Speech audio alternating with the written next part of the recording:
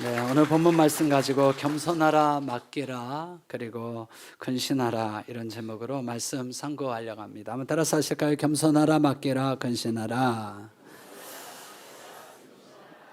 이 설교 제목처럼 이제 상반기 마무리하고 하반기 시작해야 되는데 겸손하시고 맡기시고 근신하고 깨어서 반드시 잘 되시고 평안하시며 시험과 마귀까지 이기고 승리하시기를 예수님의 이름으로 축복합니다.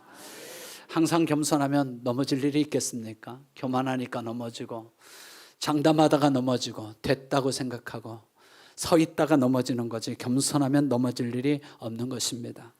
아무것도 염려하지 말고 하나님 앞에 다 맡기면 평안하지 않겠습니까? 주님 앞에 다 맡기고 기도하며 살아가면 하나님의 평강이 우리에게 임하게 될 줄로 믿습니다. 영적으로 깨어서 내가 근신하여서 정신 차리고 기도하고 사는데 시험이 들겠습니까? 시험이 와도 이기겠지요. 믿음에 굳게 서서 마귀를 대적하는데 마귀가 우리를 이끌고 지배할 수 있겠습니까? 상반기 6개월을 보내면서 그리고 후반기 3개월을 6개월을 준비하면서 하나님 우리에게 세 가지로 말씀합니다. 겸손하십시오. 그리고 너희 염려를 다 주께 맡겨버리십시오. 그리고 근신하여 깨어 마귀를 대적하십시오. 먼저 겸손하라에 대해서 생각합니다. 우리가 왜 겸손해야 될까요? 겸손하면 내 인격이 훌륭해지니까?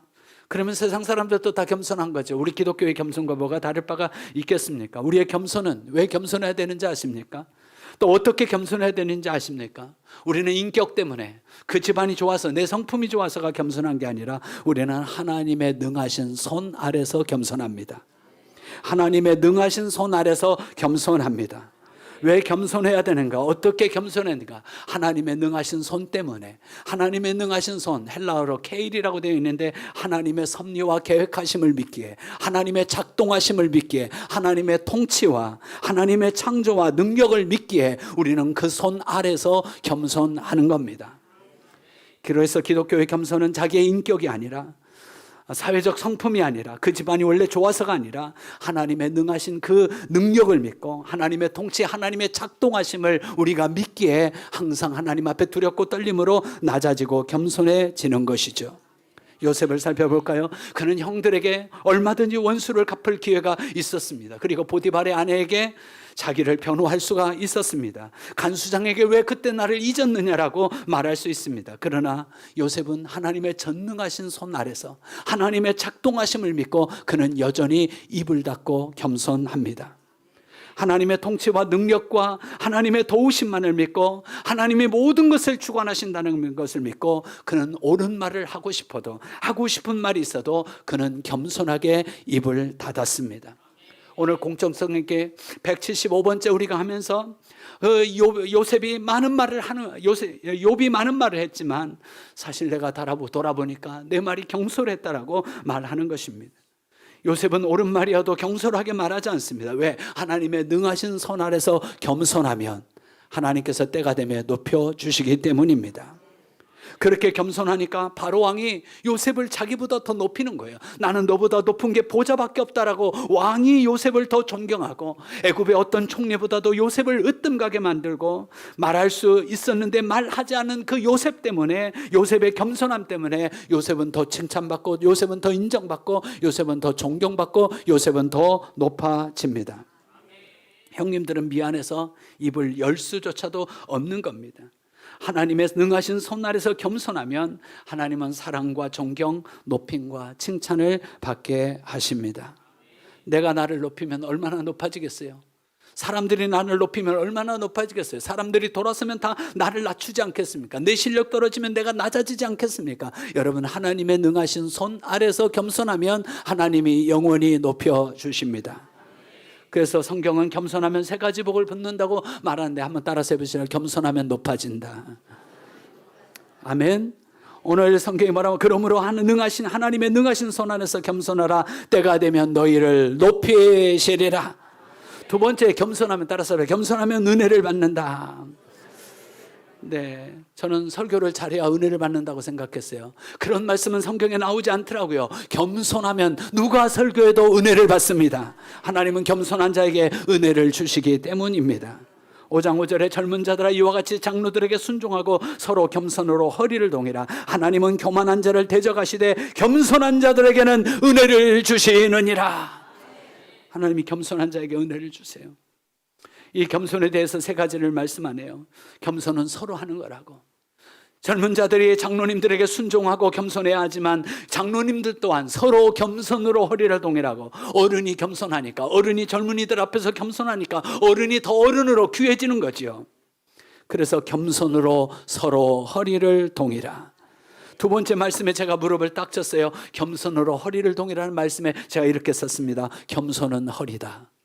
시작. 겸손은 우리 신앙생활의 허리 역할을 해요. 허리가 아프면 얼마나 불편해요? 입과 머리와 생각이 다 정상인데 멀쩡한데 허리가 아프면 얼마나 괴로운 줄 몰라요. 마찬가지로 겸손은 허리와 같은데 겸손하지 않으면 우리에게 불편한 일들이 얼마나 많이 일어나는지 몰라요. 겸손으로 허리를 동이라.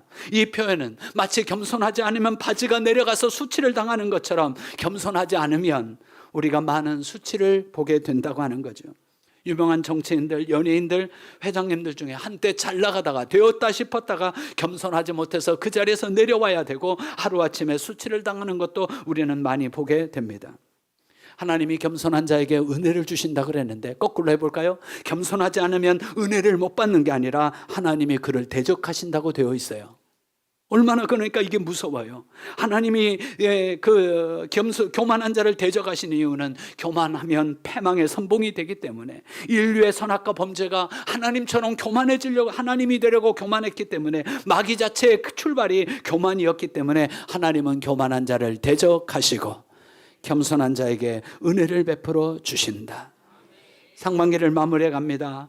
하반기를 준비해야 됩니다. 여러분, 하나님의 능하신 손, 하나님의 케일, 하나님의 작동하심과 통치와 능력을 믿고 그분 앞에서 겸손하십시오. 때가 되면 사업도 가정도 자녀도 교회도 높여주실 줄로 믿습니다. 제가 서치 영상 하나 봤는데 한국 축구 역사 속에 누가 1등일까? 차범근, 박지성, 손흥민 세 사람을 놓고 이야기를 나눕니다. 여러분 생각에는 차범근, 박지성, 손흥민 선수 중에 누가 한국 축구의 1등이라고 할 수 있겠습니까? 차범근 씨가 제일 먼저 말했습니다. 제 아내가 그렇게 말했다는 거예요. 자기 아내 권사님인가 그렇잖아요. 자기 아내가 말하기를 손흥민은 차범근과 박지성을 합해도 절반도 못 따라간다. 그렇게 손흥민이 잘한다는 거예요. 차범근과 박지성을 합해도 손흥민의 절반도 못 따라간다. 그렇게 손흥민을 칭찬하더라고요.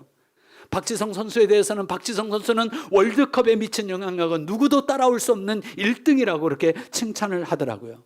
박지성 선수는 이렇게 말합니다. 손흥민이 아무리 잘해도 그는 현역 선수이고 한국 축구의 역사 속에는 차범근 선수가 그래도 1등이라고 말했습니다. 여기에 대해서 손흥민 선수가 뭐라고 했는지 아십니까? 내가 100골을 넣든 200골을 넣든 저는 차범근, 박지성 두 분을 뛰어넘을 수 없습니다. 아주 이것들이 겸손하기로 작정을 했대요.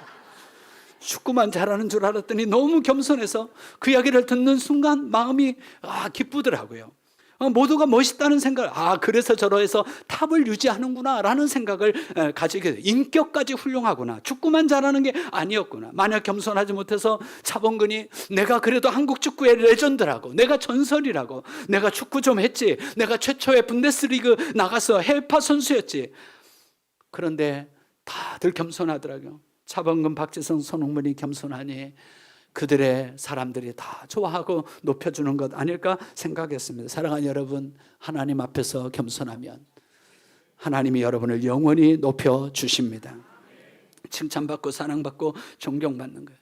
혹여나 여러분, 사람들이 나를 좋아하지 않는 게, 사람들이 나를 인정하지 않는 게 내가 너무 교만해서 그런 건 아닐까요? 내가 겸손함이 부족한 것은 아닐까요? 6개월 상반기 마지막 달인데 이제 6월달 우리는 지난 6개월을 보내면서 나는 겸손했는가? 하나님의 능하신 하나님의 작동하심을 믿고 나는 겸손했는가? 나는 가족들 앞에, 아내 앞에, 남편 앞에, 자녀들 앞에, 교인들 앞에, 교회 앞에, 목장 앞에서 나는 겸손했는가? 사랑하는 여러분, 우리 다시 겸손하여 하나님 능하신 손 아래서, 하나님의 그 케일 안에서 겸손하여 후반기 때 높아지시기를 축원합니다.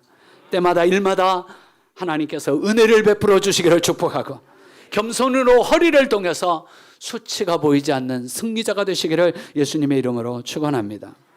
본문에서 베드로서는 두 번째, 너희 염려를 다 주께 맡겨버려라 라고 말합니다. 염려를 다 주께 맡기라. 이 말의 원래 해석은 이렇게 되어 있습니다. 너희 염려를 다 주님께 굴려보내라. 주님께 염려를 굴려보내면 내가 가지고 있어요? 굴려버렸는데 내가 왜 가지고 있어요? 내가 가지고 있지 않는 것을 말합니다. 그런데 우리는 막 기도하면서도 염려를 내가 그대로 가지고 있어요. 굴려보냈다가 다시 가져와서 내가 염려하고 살아가고 있지 않냐는 거죠. 염려 많은 세상에서 염려 없이 살 수 없지만 염려를 주님 앞에 굴려버려야 우리가 평안을 누릴 수가 있는 것입니다. 염려를 굴려버리는 것, 주님 앞에 맡겨버리는 것, 이게 믿음이고 기도인 거죠. 내가 붙잡고 내가 염려하다가 잠 못 자고 못 먹고 괴로워하고 스트레스 받고 그러지 말고 병 생기지 말고 너희 염려를 다 주께 굴려버려라. 염려에는 세 가지 종류가 있습니다. 사실 염려에도 좋은 염려가 있다는 것을 성경을 통해서 발견합니다. 사도 바울처럼 결혼하지 않는 여자는 어찌하면 주님을 기쁘시게 할까 염려하라 말합니다. 결혼한 시집간 자는 어찌하면 자기 남편을 구원할까? 어찌하면 자기 남편을 기쁘게 할까? 어찌하면 우리 부부가 하나님 앞에 영광을 돌릴까? 염려하라고 말합니다. 솔로몬과 다윗처럼 어찌하면 하나님의 성전을 지어드릴까? 나는 백향목궁에 거하면서 하나님의 결혼은 저 실로에 있다고 광야에 있다고 하면서 하나님을 생각하는 염려, 하나님을 사랑하는 염려, 하나님을 기쁘시게 하는 염려, 좋은 염려도 있습니다. 이런 좋은 염려는 염려라고 하지 않고 성경에서는 서원이라고 말해요. 하나님께서 우리 마음에 주신 소원이라고도 말합니다. 빌립보서 2장 13절에 너희 안에서 행하시는 이는 하나님이시니 자기의 기쁘신 뜻을 위하여 너희에게 소원을 두고 행하게 하시나니.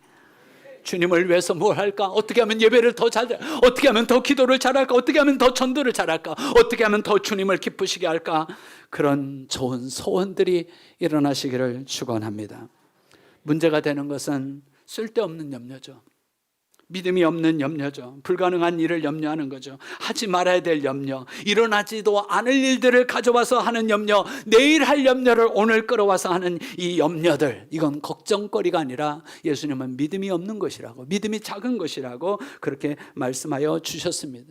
여러분, 우리가 많은 일들을 염려하지만 사실 염려할 필요도 없고 염려해도 안 되는 일들이 있죠. 예수님 말씀하셨어요. 우리가 염려하다 하고 자기 키를 한 자나 30cm나 더 크게 할 자가 누가 있겠습니까? 쓸데없는 우리는 염려를 하고 있다는 거죠. 지난 우리 어르신 소풍에 가서 우리 유목사님이 얼마나 재밌게 이야기하는지 정말 배꼽 빼고 웃었습니다. 그러다가 어르신들 나와서 노래를 부르는데 바다가 육지라면 이별은 없었을 것이라고, 바다가 육지라면 배 떠난 부두에서 울고 있지 않았을 것을. 여러분, 바다가 육지되는 일은 없습니다. 그런 일은 일어나지 않습니다. 바다가 육지가 아니어도 헤어지고 슬프고 아픈 일들은 우리에게 많은 거예요. 사랑하는 여러분, 쓸데없는 염려 그만하고 우리 하나님을 기쁘시게 할 수 있기를 예수님의 이름으로 축원합니다. 세 번째가 나쁜데 아주 악한 염려가 있습니다. 이런 악한 염려가 있는데 이 염려는 바로 저 집사님을 어떻게 혼내주지? 바리새인 서기든과 같이 어떻게 하면 예수를 책잡고 예수님을 시험해서 어떻게 하면 예수님을 밀어떨어 죽일까? 이런 생각들. 어떻게 하면 교회에서 마귀짓 할까? 어떻게 하면 그리스도를 대적하지? 어떻게 하면 하나님을 신성모독하지? 어떻게 하면 이 성도들을 죽일까? 이런 계획을 하는 이런 생각들은 마귀적 악한 생각과 염려라고 하는 거죠. 이런 것들을 다 막아내고 끊어내기 위해서라도 저와 여러분 기도할 수 있기를 축복합니다. 기도하다 보면 영분별이 일어나고 기도하면 성령이 가르쳐 주시고 이것이 자기를 위한 염려인지 주님을 위한 염려인지 이게 쓸데없는 염려인지 필요한 염려인지 하나님이 알게 해주시고 마귀의 생각이라면 하나님이 떠나가게 하시고 물리쳐 줄 수 있는 힘과 믿음과 능력을 더하여 주실 줄로 믿습니다. 하나님께서 오늘 이 주일 아침을 통하여 악한 염려, 쓸데없는 염려는 다 떠나가게 하여 주시고 하나님이 주신 소원과 평강이 넘쳐나시기를 축원합니다. 오늘 7절 말씀에 뭐라고 그랬어요? 7절 말씀 같이 크게 읽습니다. 시작. 너희 염려를 다 주께 맡기라. 이는 그가 너희를 돌보심이라. 아멘. 아무것도 염려하지 말고 오직 모든 일에 기도와 간구로 너희 구할 것을 감사함으로 하나님께 아뢰라. 그리하면 모든 지각에 뛰어난 하나님의 평강이 그리스도 예수 안에서 너희 마음과 생각을 지키시리라. 그래서 하나님의 마음과 생각을 지켜주시니까 후반기 또 마음이 평안해지시기를 축복하고 건강해지시기를 축복하고 승리하게 되시기를 예수님의 이름으로 축원합니다. 마지막 사도 바울은 우리에게 근신하여 깨어있으라고 말합니다. 우리가 왜 근신하고 깨어있어야 되는가? 열심히 살기 위해서, 우리가 성공하기 위해서 근신하고 깨어있어라. 그런 일은 성경에 기록되지 않죠. 왜 우리가 근신하고 깨어있어야 되는가? 왜 자지 말고 정신을 차리고 우리가 기도해야 하는가? 왜 잠자고 있으면 안 되는가? 오늘 8절 말씀에 이렇게 말합니다. 근신하고 깨어있어야 할 이유는 너희 대적 마귀가 우는 사자처럼 우리를 삼킬 자를 찾고 있기 때문이다. 아멘. 그리고 9절에서 너희는 믿음을 굳건하게 하여 그를 대적하라고 말합니다. 여러분, 마귀가, 우리가 잘 모르죠. 마귀가 우는 사자처럼 두루다니고 삼킬 자를 찾고 다니는데 우리가 그런 영적 사실을 모르니까 정신도 차리지도 않고 기도하지도 않고 깨어있지도 않고 우리가 근신하지도 않는다고 하는 거죠. 베드로는 주님 앞에 이런 경험을 가지고 있어요. 그렇지, 내가 정신 차리고 있지 않다가 사탄에게 시험 들어서, 아니 예수님께 사탄이라는 책망을 들었지. 나는 그리고 한 여종 앞에서 근신하여 깨어있지 못하다가 겟세마네 동산에서 잠자다가 예수님을 3번이나 부인했지. 맹세하고 부인하고 저주하며 부인하고 그렇게 3번 부인했지. 예수님께서 사탄이라는 소리도 하면서 사탄아 내 뒤로 물러가라. 너는 나를 넘어지게 하는 자로다. 너가 사람의 일을 생각하고 하나님의 일을 생각하지 아니하고 도리어 사람의 일을 생각한다고 하면서 자기가 사탄에 끌려다니고 있음을 그는 경험했던 적이 있어요. 그래서 우리에게 말씀하는 거예요. 우는 대적 마귀가 우는 사자같이, 너희 대적 마귀가 우는 사자같이 두루 다니며 삼킬 자를 찾고 있으니 우리에게 마귀를 대적하라고, 정신하고 근신하고 깨어있으라고 우리에게 말씀해 주십니다. 우리 마귀에 대해서 사도 바울 베드로가 가르쳐주면 3가지 기억합시다. 우리의 대적은 마귀다. 시작.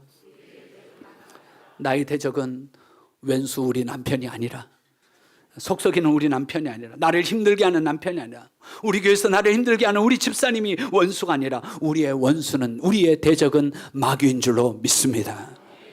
여러분, 그리고 그 마귀를 가리켜서 우는 사자라고 베드로가, 아주 좋은 표현이에요. 마귀가 우는 사자처럼 우리에게 다가오고 있다는 거죠. 맹수의 왕, 밀림의 왕이 사자 아닙니까? 그 사자가 울고 있어요. 포효하고 있어요. 그리고 두루다니고 있어요. 삼킬 자, 먹잇감을 찾고 있어요. 오늘날 마귀가 목사를 넘어뜨리고 교회를 넘어뜨리고 말씀을 삼키고 믿음을 삼키고 가정을 삼키려고 우는 사자처럼 입 벌리고 달려오고 있다고 하는 사실을 베드로가 가르쳐주는 거예요. 그 사자가 두루두루 다니고 있어요. 예수님 말씀처럼 할 수만 있으면 택하신 자라도 넘어뜨리려고, 베드로도 바울도 넘어뜨리려고, 담임 목사님도 장로들도 넘어뜨리려고 그렇게 위협하고 있다고 하는 거죠. 그런데 여러분, 걱정하지 마십시오. 이미 예수님께서 마귀를 쫓아내 주신 줄로 믿습니다. 그리고 그 쫓아내 주신 권세를 우리에게 주신 줄로 믿습니다. 하나님의 아들이 세상에 나타나신 것은 마귀의 일을 멸하려 하심이라. 사탄아 물러가라. 주님께서 쫓아주셨습니다. 그래서 우리가 근신하고 깨어있으면 우리도 그 마귀를, 그 우는 사자를, 무섭긴 하지만 그 사자를 우리가 대적할 수 있고 쫓아낼 수 있다라고 성경은 말씀합니다. 사자가 이빨도 우리보다 강하고 빠르기도 우리보다 빠르고 힘도 우리보다 세지만 사자가 인간을 지배하지 못하는 것처럼 예수 그리스도의 권세로 우리는 사탄을 이길 수가 있습니다. 여러분, 사자도 굶어 죽는다는 거 아세요? 사자도 굶어 죽는다. 시작. 예, 사자도 사냥에 실패하면 굶어 죽습니다. 동물의 왕 다큐 이런 걸 보면 사자가 사냥에 성공하는 것만이 아니라 실패하는 것도 많이 보게 됩니다. 그래서 일부러 하나 봤는데 사자가 얼룩말에 목을 물었어요. 거꾸로 매달려서 얼룩말에 동맥을 끊으려고 그 40cm가 되는 그 이빨로 얼룩말에 목을 물었는데 얼룩말도 참 되게 잘 버티더라고요. 끝까지 버티면서 이 사자가 거꾸로 뒤집어지니까 그 얼룩말의 그 강한 어금니로 사자의 그 연한 배를 물어뜯기 시작하는 거예요. 그러자 사자가 상처를 입고 얼룩말을 놓아주고 도망가는 것을 보았습니다. 기린을 추격합니다. 그러나 기린의 뒷발에 차인 사자는 저기 가서 나둥거려들더라고요. 버팔로의 뿔에 받친 사자는 공중 3회전을 하고 날아가 버리더라고요. 사자는 시속 60km 달려서 사냥을 잘하지만 사자는 심장이 조그만해서 지구력이 없어서 2, 3분을 뛸 수가 없답니다. 그러나 연약한 사슴과 사냥도 2, 3분만 잘 참고 달리면 하나님이 그들에겐 튼튼한 심장을 주셔서 지구력이 좋게 하셔서 2, 3분만 잘 참고 피하고 달릴 수 있으면 사자를 따돌릴 수 있다는 거예요. 우리 하나님은 공평하시다. 그래서 사냥에 실패한 사냥에 실패하고 상처를 입은 사자가 굶어 죽는 것을 보았습니다.